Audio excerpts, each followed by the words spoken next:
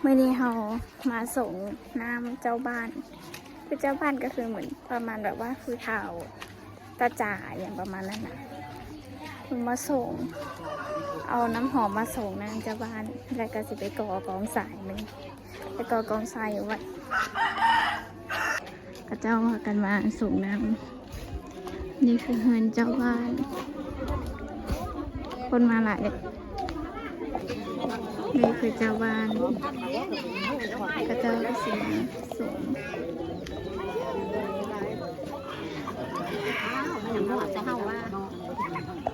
เฮาสิให้เจ้าบ้านเบิ่งว่าดวงเฮาสิดีหรือบ่ดีในปีนี้เนาะคนที่ก็เจ้าถ่ายให้เบิ่งดวงปีนี้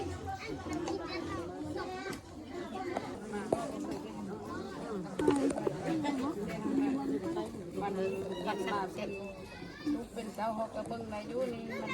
ลูกมันสมัยนี้เองนะนี่ก็คุณ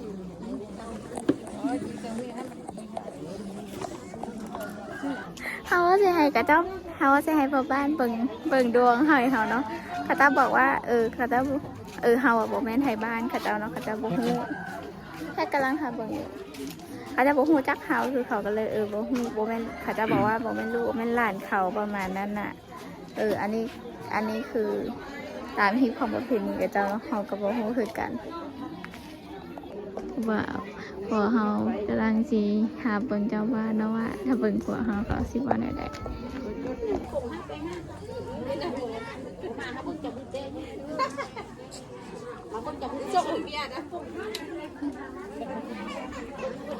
มันคนร้านบ้านห้องร้านมันเอาแต่เนี่ยผมเป็นเพื่อนมันเดียวเองผมเบิ่งไรนะเอาร้านทำ เบิ่งดูเป็นไง หากรรมก็บ่ได้อยู่เนาะบ่ได้บ่ได้บ่มาอยู่เนาะแต่ถ้าลำบ่รวยก็ลำบ่รวยเนาะไปไปเนาะไปหาไปไปเลยจะไปจุ่มก้มยังไงจุ่มหนังให้กับผู้จน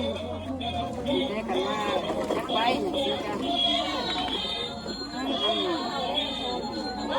น้ำรถในไปที่ตรงนี้น้ำไปเอามีคนส่งคนบทเนี่ยเนี่ยลูกหลานตายเราไว้กันเนาะอย่างลูกหลานแล้วบึ้งน้องน้องของน้องแต่งต้องได้บึ้ง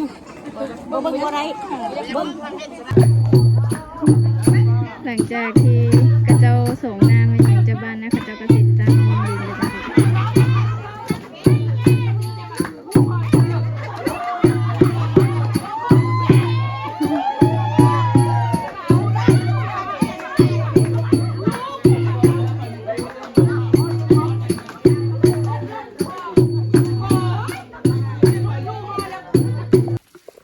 ไปเอาสาย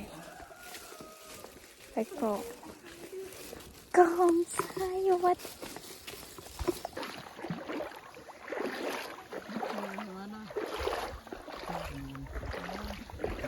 ใกล้กับเราเป็นสามมือสามคืนอุ้ยหัวใกล้เลยหัวโดหัวเนาะพัดได้ไหวแท้ขับรถชนตัวเขาไปก็สวยเดียวรถเงาหมดเลยนะถือกันคนละคุบ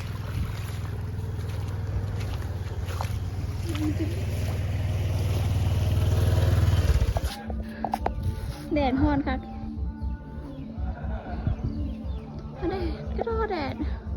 ผมมีก้อนเมฆเลยเขาจะก่อน้ำกันยังไงมืนป้าด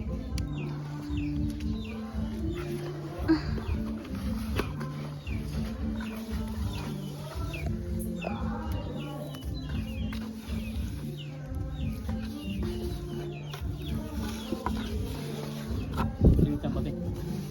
เก็บกันวัน บ้านเขาไม่ได้ขนเขา อื่นบ้านอื่นเอาคน